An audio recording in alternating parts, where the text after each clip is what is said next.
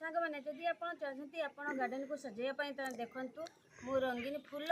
एत हेनी रंगीन पत्र को केमती सजे नहीं आ ये हूँ देखो ये हूँ गोटे मात्र पट देखिपे ये हूँ गोटे मात्र पट आउ गोटे गचर केते डेम्फ बाहरी सब बेले आपण कौन करेंगे ना यार अग्रभाग को पिंचिंग करने सब बेले जिते गार्डन को आसे मैंने यार अग्रभाग को पिंचिंग करने देखु पिंचिंग करला माने यार जो ये फूल आसूची फूल आसबनी आ गछ पूरा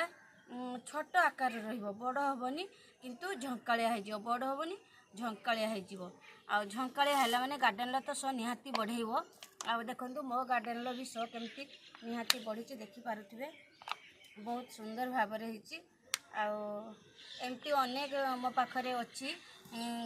माने यही फूल फूल नुहे पत्रर गछ रंगीन पत्रर गछ आपण पाखरे जदि नहीं आपण लगे पकातु ये देखु